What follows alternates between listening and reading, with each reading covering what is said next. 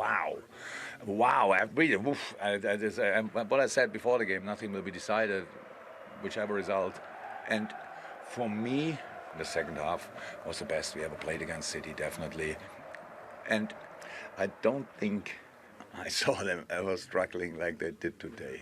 Yeah, it was a tight game at moments. It was not a team like all the time control it. And of course, in Anfield, you cannot expect differently. So they are. We talk a lot, so we have to have in the half time. So or you play, you don't have chance. We cannot defend that, but we tried. But sometimes it's not possible. But they are really good for the way they play. And their organization is not just character; it's the organization for everything.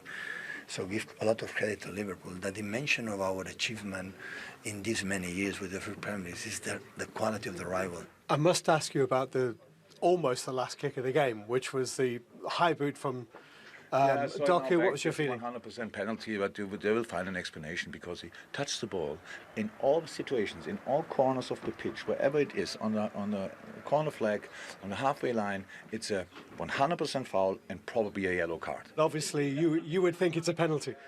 Me? Just me? You think it's just me?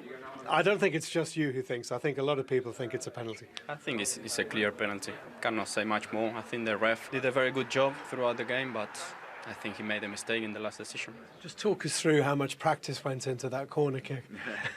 I think 2 or 3 corners yesterday.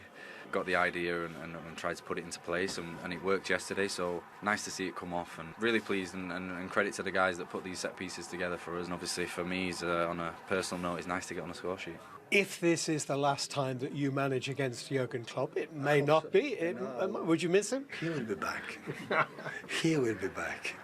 He made us better team, he made me better manager, and I wish him, for deep of my heart, he will be back soon, because I think football needs personalities and managers like him. Well, Jurgen Klopp said, didn't he, at the start of that interview package, wow, what a game. Would you go along with that? Unbelievable. I think it was built up for weeks or maybe months beforehand, and sometimes they disappoint, don't they, and a boring 0-0 or something, but had everything, goals, chances, penalties, a lot. It's why we love the Premier League, Mark. It was absolutely end-to-end stuff.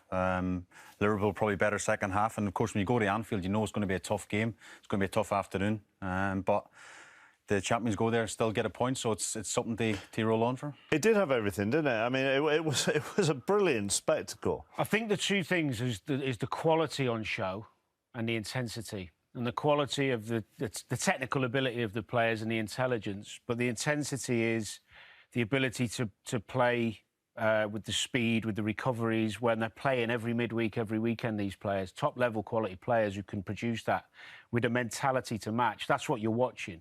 That's why those two have gone toe for toe for so many years, because they've got real, high, intelligent, high-quality footballers.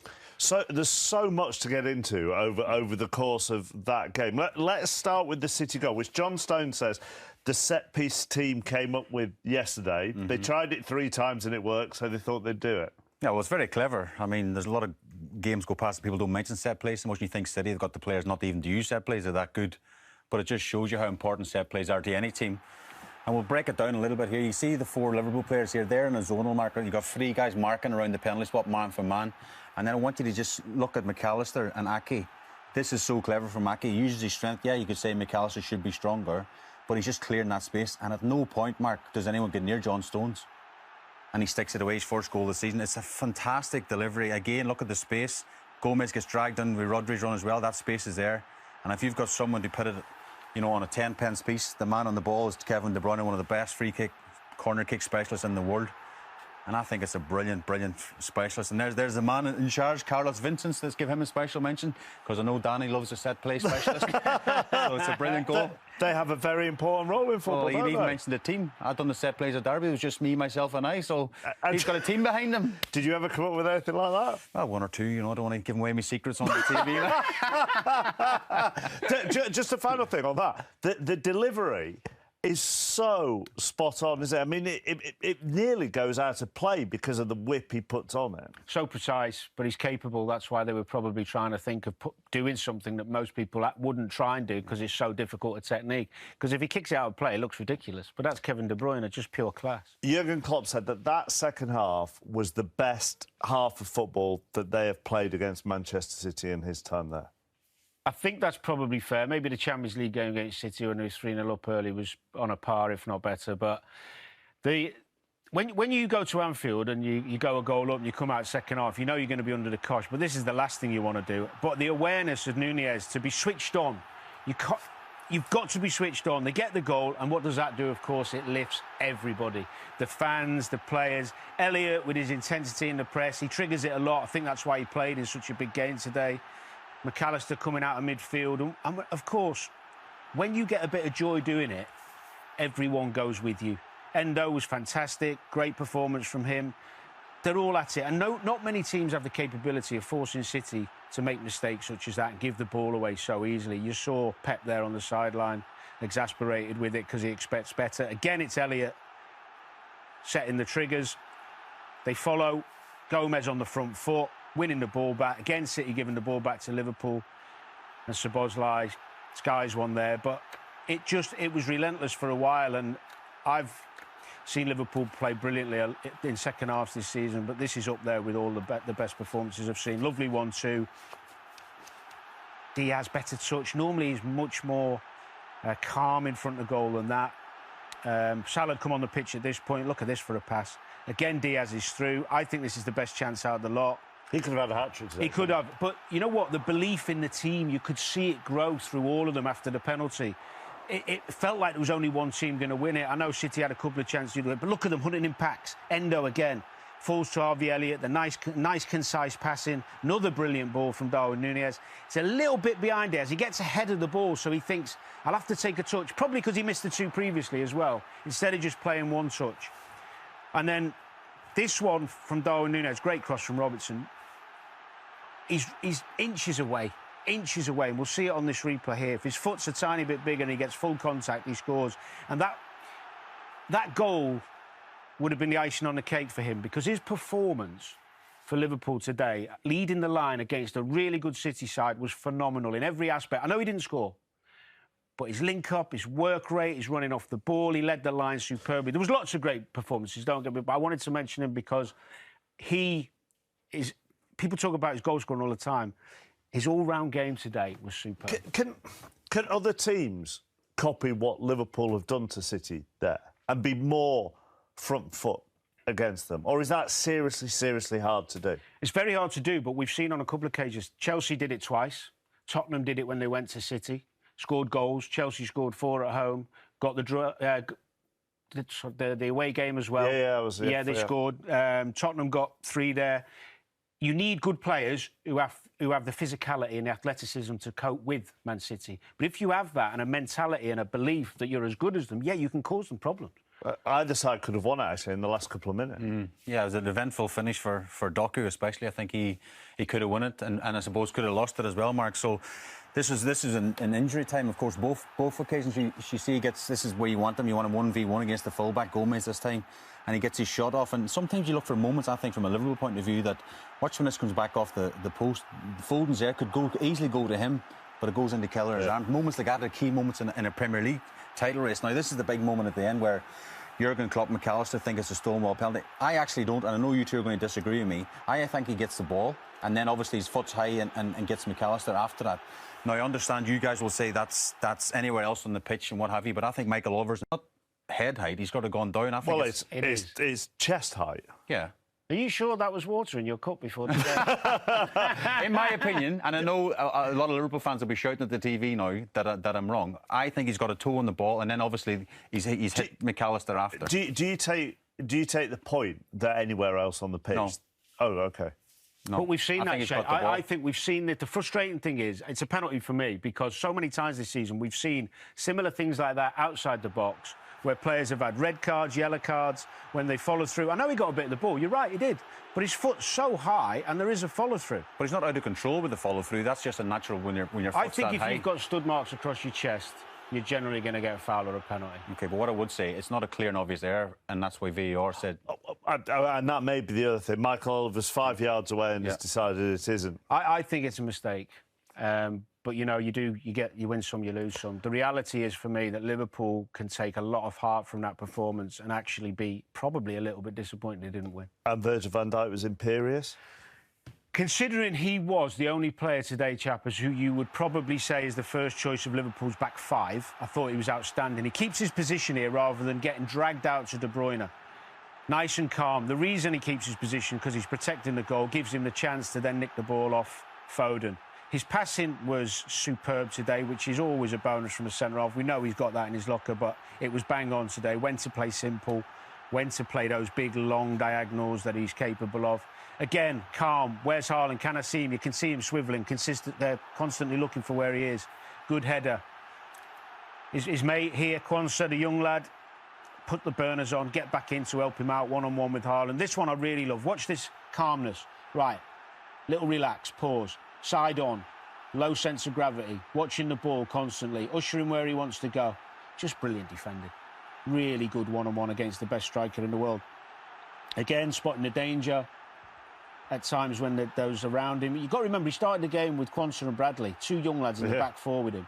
You know, Robertson didn't start the game. What a ball that was as well. He's been incredible this season. He really has. Yes, he had that game at Arsenal where he got a bit of criticism. He allowed a bad game. We all have them. He was crucial to Liverpool's performance today. And even, I mean, he just looks physically great. He's a leader now.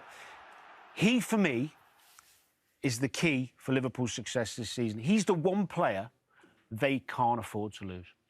That one-on-one with Haaland, it's all about his body shape, is it? As you said, that he got side on right at the start. Yeah, relaxed, not frantic, not anxious about, because it's Haaland. Nice and relaxed, low sense of gravity, turns with him, keeps his eye on the ball and doesn't dive in. At any point trying to predict what's going to happen? Well, in the call there today, I think it's in Liverpool's hands. I really do, because I know. Are you using the reverse psychology? No. The reason I say that is because Arsenal's got to go to the Etihad in a couple of weeks' time, and we remember what happened last year was built up. You know, the winner takes all at the Etihad, and Man City steamrolled them, didn't they? Now I know Arsenal this year are a lot stronger, but I think obviously if Liverpool win all their games, because I feel City will beat Arsenal at home, then it's in Liverpool's hands. Impossible to predict. He's not going to give you an answer, is he? No, he's not. We are exactly where we should be in that position, in that area. We will fight for it, and then let's see what we get. But the boys, what their game! I honestly, I watch a lot of football and I watch a lot of City. I always can learn something. I don't think I saw them ever struggling like they did today. We really were outstanding. In the beginning, in the second half, we pull away a lot of easy balls, and you can keep it. We didn't do it, and Matteo and Jeremy with his thread in the final third. We had to pose the chances, but also they have, you know, for the momentum they did it. And yeah, it was, I think, a good game for spectator, for all of us. That's good. That's why we have been where we have been these many years. I would have thought on the balance of play, Pep Guardiola is very happy to have got out of there with a point, wouldn't you? In a game of the highest quality, played at the speed, which is at times bewildering, played in a really good spirit. I think we thought refereed really well. It was everything that was good about the Premier League, wasn't it? I just think the quality of everything was good. The quality of holding each other accountable, you know, making sure your teammate plays well. The only thing which is odd about this game, the only thing that was poor, is the finishing. Yes. That was it. Everything else was, you know, they were all committed. I think they got it right, the managers, and it was just the finishing. That's the Premier League. That is, in a nutshell, that game. It was fantastic. I mean, as Dion said there, the finishing, when you've got such top quality operators on the pitch that can create something out of nothing, the fact it's only finished 1-1 is surprising, but the quality of the game, the attacking, the defensive displays, some of the displays in midfield, I think if you are a Liverpool fan, though, you are probably slightly disappointed that you've only got a point, because you probably should have taken all three. But it's the way, I mean, obviously look at game in detail, it's the way in the second half they just went, right, OK, we're coming at you. And as we were watching the game, I said they sort of create chaos in a beautiful way. Chaos sometimes means, oh, there's no real structure to it and they're a bit lucky and they're hoping for a fortuitous bounce. They're not, but they create such instability, don't they, in opposition defence. Do you know what they do? And I think getting that penalty in the second half as quickly as they did give the whole place a lift, because Manchester City would have probably, for the second half, go out there for 10 minutes, kind of quieten the crowd down, keep possession, and then we go again. The fact they get that leg up so quickly into the second half just gave everyone a lift. And then second half, for me, Liverpool were absolutely outstanding. Let's have a look at the Manchester City City goal then, which John Stone said they've been practicing on the training ground yesterday, and it came off very well. A few things to look at here, Darren. Let's start, first of all, Ake just nudging McAllister out of the way. Really clever, just using his body to kind of stop him from getting across that near post, and it left that big old gap for John Stones to get in behind. But, I mean, from a defensive display, Dion, it's quite poor. Yeah, it is. I mean, first you don't get moved out of your position. That's what you're there for. You're not actually marking anybody. You're marking an area, and that's what they were doing. So you wait for that ball to come into your area. That's what we call zonal, and then you clear it. Anything in yours, you clear it. You get nudged. McAllister gets nudged out of his position. Virgil van Dijk just gets caught on his heels for half a second. John Stones is in there at the near post. And listen, what about the ball? What about the corner? By the way, to play an out-swinging corner with your right foot so close to the line is just incredible. Well, can we have a look at that once more? Because we just want to isolate Gomez as well, because a lot of people are thinking, before it even got to where McAllister and Ake were, should there not have been a guard nearer the byline? And when the corner is taken, Gomez seems to have his eye line drawn somewhere else, as if he's almost, again, there he is, number 2 there, on the edge of the 6-yard box. He's suddenly looking to his right. So Gomez should be where the 6-yard line is, from the touch line to the 6-yard line. He should be in the middle of that line. Yeah. So where the touch line of the 6-yard goes to the 6-yard, he should be in the middle of that line, and he shouldn't move. If you're not going to have somebody on the post, you need to, which you used to, I think, when you played, they don't seem to have now. You need to have somebody. That's a bit of a basketball term, I suppose, isn't it? In sort of guard position. Yeah, correct. See what it is, what you have to do, and the reason why you defend like that is because you force the person taking the corner to play the perfect corner. Anything that's short, Gomez is clearing. Anything in behind Gomez, then you've got to deal with it. It's his own situation. So he comes out of his... You're right, his eye gets drawn. I think it's Rodri. I think if you look at Rodri's position, he looks like he's about to fly across the front, and that just attracts him a little bit, and by that it's over. And Ake moves the defender out the way, and there's that gap, that bit of space that they've created for De Bruyne. As you said, De Bruyne to hit it with that accuracy, because he's got to hit it right along the byline, then to curl it infield just enough. It'd be very easy, actually, to hit that out. Definitely. Play, wouldn't it? Yeah. Before it curls back in. It's really... Listen, they would have done that on the training ground, and they would have played against the younger players, the kids, as we call them, 19s or the under-23s, and they'd have scored. And they said, right, don't say anything, let's do it at the weekend. We talked about Ake involved in right at the start of the second half as well. What is this, a lapse of concentration? We just don't put enough weight on the pass like this? I think it's a little bit of both. I think he doesn't get enough weight on the pass, as you said, and a lack of concentration, but also he's got Darwin Núñez, who is chaos. He spoke about it at the top, about chaos. He will run after literally everything. And for Nathan Ake, he's been pretty much faultless all season. And in this position here, it's on his weaker side as well, his right foot. He just doesn't get enough on it, because he's thinking, if I leave it in there, Ederson on his left foot will just get rid of it.